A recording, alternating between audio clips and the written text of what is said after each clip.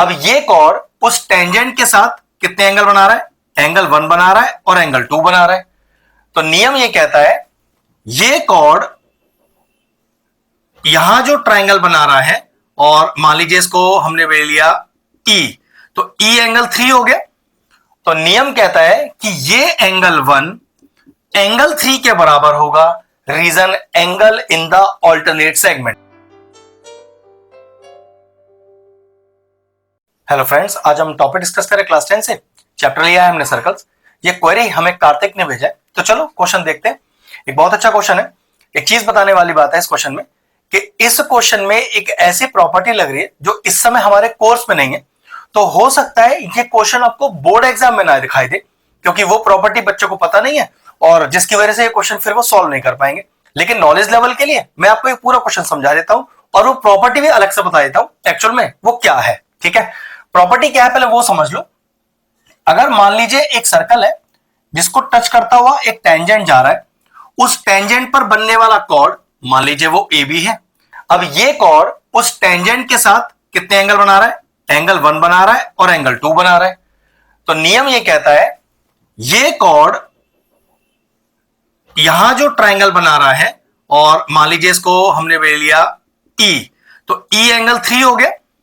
तो नियम कहता है कि ये एंगल 1 एंगल 3 के बराबर होगा, reason angle in the alternate segment. उसी तरह से ये एंगल 2 किसके बराबर होगा?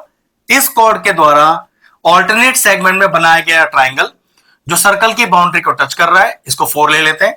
तो नियम कहता है 2 बराबर 4 होगा। मैंने इस फिगर में सारे एंगल्स डिनोट कर दिए, तो देखो जरा, वही टेंजेंट मैं यहां दिखा रहा हूं वो PQ है, वो कॉर्ड RQ है। चेक करो ये RQ इस टेंजेंट के साथ कितना एंगल 3 बना रहा है और यही RQ एंगल 5 बना रहा है ऑल्टरनेट सेगमेंट में। तो नियम है 3 बराबर 5, 3 और 5 इस तरह से लिखे हुए हैं इस फिगर के अंदर। ये प्रॉपर्टी इस समय तो कोर्स में नहीं है, लेकिन आप यूज कर सकते हो अगर क्वेश्चन आ जाए। मैंने आपको इसका हिंट दे दिया। चलिए अपना सॉल्यूशन स्टार्ट करते हैं। ठीक है, तो पहले क्वेश्चन पढ़ते हैं। कह रहा है tangent PQ and PR are drawn, PQ PR are drawn to the circle, angle RPQ 30 degree. Okay, angle 130 है। जो कॉर्ड RS है, कॉर्ड RS है वो पैरेलल है टेंजेंट PQ के। ठीक है, और फाइंड करना है RQS। तो एंगल RQS मतलब एंगल 6 फाइंड करना है। तो चलो आपको बस वो ऑल्टरनेट सेगमेंट वाली बात बतानी थी। अब क्वेश्चन बड़े आसानी से हो जाएगा। तो चलिए सबसे पहले आपको PQ और PR दो टेंजेंट दिए हुए हैं, लेकिन देखो PQ और PR तो दो टेंजेंट एक्सटर्नल पॉइंट्स हैं सर्कल पे। नियम क्या कहता है? नियम कहता है कि उन दोनों की दूरी बराबर होगी, reason tangents from an external point are equal in length.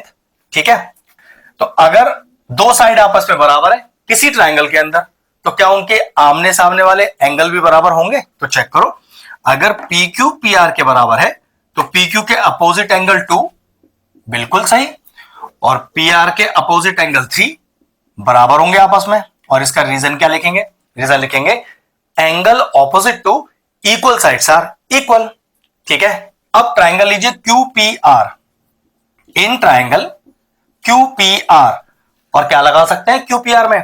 हम लगा सकते हैं angle sum property of triangle, मतलब तीनों वर्टेक्स एंगल जोड़िए और 180 के बराबर करिए।